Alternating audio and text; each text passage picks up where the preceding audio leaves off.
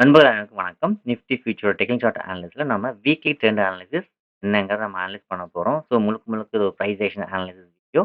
இதில நம்ம வீக்லியும், டேவும், இன்ட்ராடேவும் சேர்த்து அனலைஸ் பண்ண போறோம். இந்த வீடியோ உங்களுக்கு கம்மிங் ட்ரேடிங் செஷன்ஸ்க்கு ரொம்ப ரொம்ப ஹெல்ப்ஃபுல்லா இருக்கும். மறக்காம ஸ்கிப் பண்ணாம பாருங்க. ஓகே. ஸோ வாங்க நம்ம அனாலிசிஸ்குள்ள போலாம். ஸோ இப்ப பார்த்தீங்கன்னா, வீக்லி ட்ரெண்ட் அனாலிசிஸ்ல ஃபர்ஸ்ட் வீக்லி சார்ட். இந்த வீக்லி சார்ட்ல நான் ஏற்கனவே என்ன எக்ஸ்பிளைன் பண்ணேன்னு பார்த்தீங்கன்னா, ட்ரெண்ட் வந்து கிராக் ஆயிருக்கு அப்படிங்கிறத எக்ஸ்பிளைன் பண்ணியிருந்தேன். ஸோ நான் கன்டினியூவா ஃபாலோ பண்றீங்க நல்லாவே தெரியும். ஆம் ட்ரெண்ட் வந்து பார்த்தீங்கன்னா, கிராக் ஆயிட்டு மறுபடியும் பிரைஸ் ஆக்ஷனுக்கு போயிட்டு வந்துட்டு இருக்கு. சரிங்களா? So price action low. ஒரு பிரைஸ் ஆக்ஷன் லோ. உங்களுக்கு கிளியராவே தெரியும் பார்த்தீங்கன்னாவே. ஸோ இந்த இடத்துல வந்து பார்த்தீங்கன்னா, கிட்டத்தட்ட வந்து மார்க்கெட் மறுபடியும் பிரைஸ் ஆக்ஷன் லோக்கு தான் வீக்லியோட ரீட்ரேஸ்மென்ட்க்கு போயிருக்கு. ஸோ கிட்டத்தட்ட இந்த ஜோன் கிட்ட தான் இப்ப இருக்கு. இந்த பிரைசேஷன் லோ கிட்ட ரீச் பண்ணிட்டு, மார்க்கெட் மறுபடியும் ஃபால் ஆகுறதுக்கு ரெடி ஆகுதா? அப்படிங்கிறத நம்ம அனலைஸ் பண்ண போறோம். ஸோ இந்த இடத்துல இருந்து ஃபாலா? அல்லது இன்னும் கொஞ்சம் மார்க்கெட் ஒரு வேள மேல போலாமா? அப்படிங்கிறத நம்ம அனலைஸ் பண்ண போறோம். சரிங்களா? ஸோ வீக்லி பொறுத்தவரைக்கும் ட்ரெண்ட் வந்து டவுன்ல இருக்கறனால, ஸோ பாசிபிலிட்டீஸ் ஆஃப் என்னோட எதிர்பார்ப்பு டவுன் ஆகலான்ட்டு தான். ஸோ டவுன் ஆகணும்னா, டேட் சார்ட்ல எப்படி இருக்கணும்? அண்ட் இன்ட்ராடே சார்ட்ல எப்படி நடக்கணும்? அப்படிங்கிறத நம்ம அந்த அந்தந்த பர்ட்டிகுலர் ஏரியால அந்தந்த ட்ரெண்ட் அனலிசிஸ்ல பார்க்க போறோம். சரிங்களா? ஸோ இப்போ வீக்லியோட ரெசிஸ்டன்ஸ் ஜோன்ல இருக்குங்கிறத நீங்க நல்லாவே புரிஞ்சிருப்பீங்க. ஸோ பிரைஸ் ஆக்ஷன் லோ கிட்ட இருக்கு. ஸோ பாசிபிலிட்டீஸ் ஆஃப் டவுன் மூவ்க்கு நெறைய வாய்ப்புகள் இருக்கலாம். ஸோ இந்த இடத்துல கொஞ்சம் கேர்ஃபுல்லா நம்ம அனலைஸ் பண்ணோம்னா, ஸோ அந்த மூவ நம்ம கேப்சர் பண்றதுக்கு நெறைய வாய்ப்புகள் இருக்குங்களா? ஸோ இப்போ இந்த இடத்துல என்னென்ன சப்போர்ட் ஜோன் இருக்கு அப்படிங்கிறத பார்த்துருவோம். ஸோ ஏற்கனவே சொல்லியிருந்தேன். ஸோ இந்த லோவும் ரொம்ப இம்பார்ட்டன்ட்னு ப்ரீவியஸ் வீடியோல. ஸோ அந்த ஜோன்ல தான் மார்க்கெட் இருக்கு அப்படிங்கிறது நல்லா கிளியரா உங்களுக்கு தெரியும். அதே போல இங்கேருந்து மறுபடியும் பார்க்க மார்க்கெட் வந்து ஃபால் ஆனா, நம்மளோட நெக்ஸ்ட் ஜோனா என்னவா இருக்க முடியும்? இந்த ஜோன். இன்னும் அந்த ஜோன வந்து மார்க்கெட் வந்து ரீச் பண்ணல. என் எதிர்பார்ப்பு மறுபடியும் இங்கேருந்து ஃபால் ஆனா, ஒரு ரெசிஸ்டன்ஸ் ஜோன் நான் ஏற்கனவே சொல்லியிருந்தேன். என்ன கன்டினியூவா ஃபாலோ பண்ணுங்க நல்லா தெரியும். இப்போ 22,100 இந்த ரேஞ்ச் 200 22,200 இந்த ரேஞ்சுக்கு மார்க்கெட் வந்த பிறகு, மார்க்கெட் ஒரு சப்போர்ட் ஜோன்ல இருக்கு. கொஞ்சம் கேர்ஃபுல்லா இருங்க. பாசிபிலிட்டீஸ் ஆஃப் அப் மூவ் மறுபடியும் இந்த ரெசிஸ்டன்ஸ் ஜோனுக்கு போகலாம் அப்படிங்கிறத நான் வந்து வீக்லி ட்ரெண்ட் அனலைஸ் வீடியோல எக்ஸ்பிளைன் பண்ணியிருந்தேன். ஸோ பார்க்காதவங்க போய் அந்த வீடியோவ பார்த்துட்டு வாங்க. ஓகே. ஸோ அதே போல மார்க்கெட் இந்த சப்போர்ட் ஜோன்ல இந்த ரெசிஸ்டன்ஸ் ஜோன்ஸ்க்கு இப்போ ரீச் ஆயிடுச்சு. ஸோ இப்ப இந்த ஜோன் ரீச் ஆன பிறகு மார்க்கெட் இங்கிருந்து ஃபால் ஆனால் எது வரைக்கும் போகலாம்னா, நமக்கு அகைன் மார்க்கெட் எக்ஸ்பெக்டேஷன் என்னவா இருக்குன்னா, 21,900 டூ 21,800 தான் இப்போதைக்கு இருக்கு. அது என்னன்றத நம்ம பார்ப்போம். சரிங்களா? ஸோ இந்த ஜோன் ரெசிஸ்டன்ஸ் ஜோன்ல இருந்து மார்க்கெட் ஃபால் ஆனால் இதுவரைக்கும் வரலாம். 21,800. ஸோ இன்னும் மார்க்கெட் வந்து இந்த இடத்துல ரிவர்சல் சிக்னல் குடுக்காம இருக்கு அப்படின்னா, இன்னும் கொஞ்சம் தூரம் 24,800 வரைக்கும் போகறதுக்கு சான்சஸ் இருக்கு. 24,800 இருந்து 25,000 வரைக்கும் போகலாம் அப்படிங்கிற ஒரு எதிர்பார்ப்பு இருக்கு. அதுக்கான ரீசன் இங்க ஒரு ட்ரெண்ட் லைன் இருக்கு. ஸோ இந்த ட்ரெண்ட் லைனுக்கு மார்க்கெட் வந்து போக சான்சஸ் இருக்கு அப்படிங்கிறத நம்ம ஞாபகம் வச்சுக்கணும். சரிங்களா? இந்த இடத்துல ஒரு ட்ரெண்ட் லைன் இருக்கு. சரிங்களா? ஸோ ஆஸ்பீஸ் ஆஃப் இந்த ரெசிஸ்டன்ஸ் ஜோனுக்கு மேல டிராவல் ஆக ஆரம்பித்தால் 24,800 இருந்து 25,000 வரைக்கும் மார்க்கெட் ரீச் ஆக சான்சஸ் இருக்கு. ஓகே. இப்ப இங்கிருந்து ஃபால் ஆகுமா? அல்லது மறுபடியும் இந்த ரெசிஸ்டன்ஸ் ஜோன பிரேக் பண்ணிட்டு 25,000 வரைக்கும் போக வாய்ப்புகள் இருக்கா? அப்படிங்கிறத தான் நம்ம டே சார்ட்ல அனலைஸ் பண்ண போறோம்.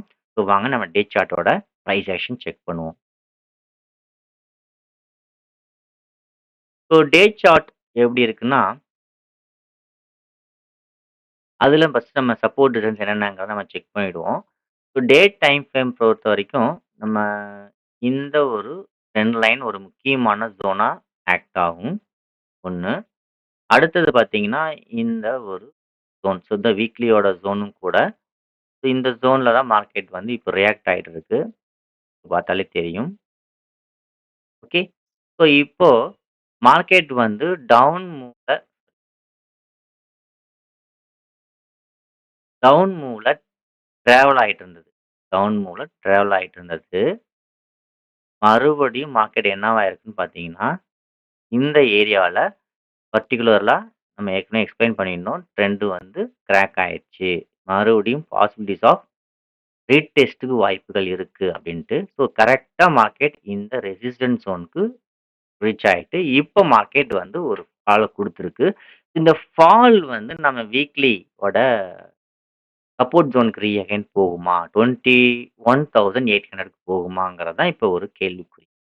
ஸோ இதுல நம்ம ஃபோக்கஸ் பண்ணணும்னா, டே டைம் ஃப்ரேமோட இந்த பிரைசேஷன் லோவ கிராக் பண்ணா மட்டும் தான், இப்போதைக்கு மார்க்கெட் வந்து டவுன் அப்படிங்கிறதுக்கு பாசிபிலிட்டி இருக்கு. சரிங்களா? ஸோ இந்த டே டைம் ஃப்ரேமோட பிரைசேஷன் லோவ மார்க்கெட் கிராக் பண்ணாலோ, அல்லது கிராக் பண்ணி சஸ்டெயின் ஆயிட்டாலோ, நமக்கு possibilities of down move up to 21,800க்கு வரைக்கும் போக பாசிபிலிட்டிஸ் இருக்குங்கிறது நமக்கு டே டைம் ஃப்ரேம் ஷோ பண்ணுது. ஓகே. 1. 2வது ஒருவேளை இந்த பிரைஸ் ஆக்ஷன் லோ கிராக் பண்ணாலும் ஃபெயில்ட் ஆயிடுச்சுன்னா மார்க்கெட் மறுபடியும் 24,600க்கு போயிட்டு அதன் பிறகு 800 அண்ட் தென் 25,000க்கு போகலாம் அப்படின்னு பார்க்கலாம்.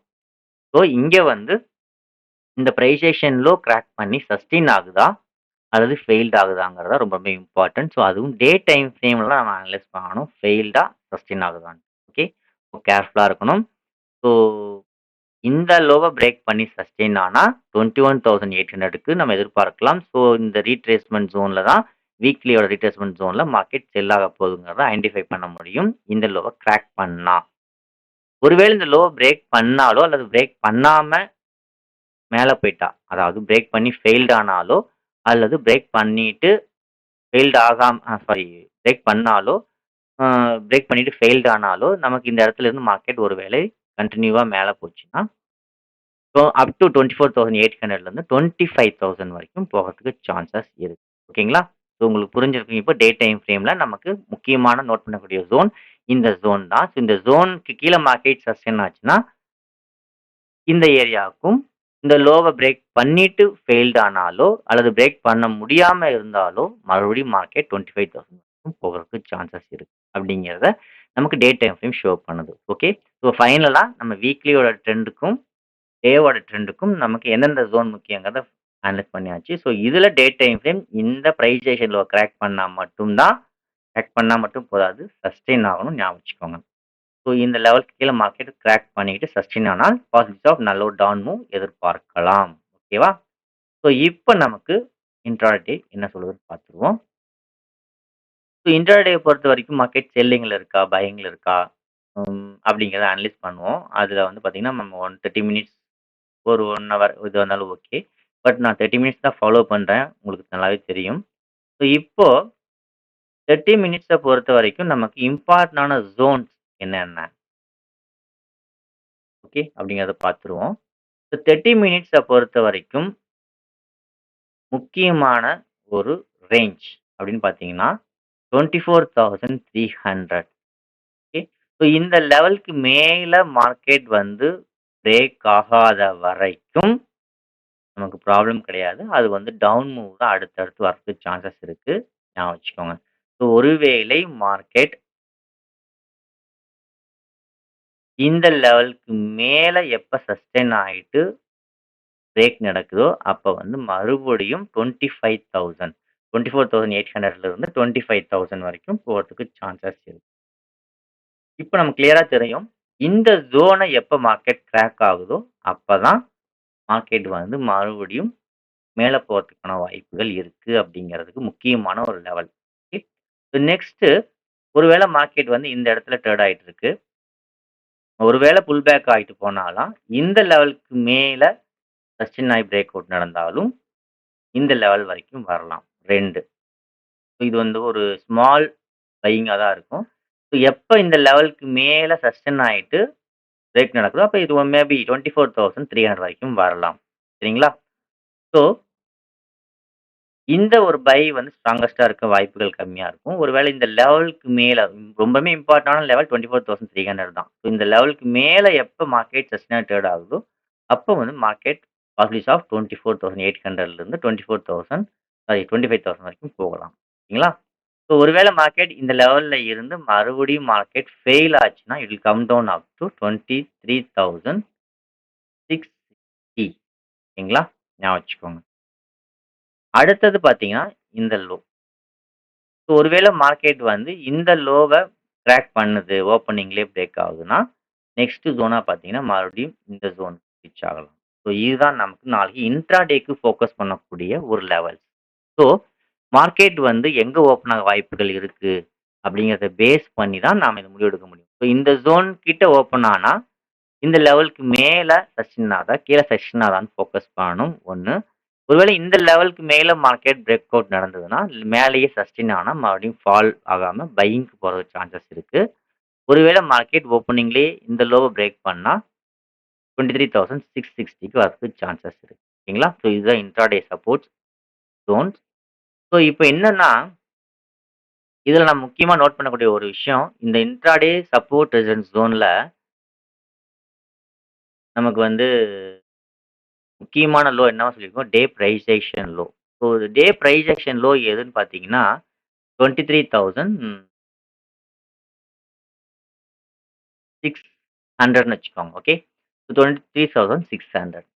ஸோ மார்க்கெட் வந்து எப்ப இந்த ஜோனுக்கு கீழ இன்ட்ரா டைம் ஃப்ரேம் செல்லிங்லயே இருக்கோ, அப்ப நமக்கு பாசிபிலிட்டிஸ் ஆஃப் டவுன் மூவ் வீக்லியோட 21,800க்கு போறதுக்கு சான்சஸ் இருக்கு. ஸோ அதுவரைக்கும் இந்த லெவலுக்கு கீழ மார்க்கெட் எப்ப கன்டினியூவா சஸ்டெயின் ஆகுதோ, டே டைம் ஃப்ரேம்ல சஸ்டெயின் நம்ம சொல்லியிருக்கோம். இது ஒரு டே டைம் ஃப்ரேமோட பிரைஸேஷன் லோவும் கூட.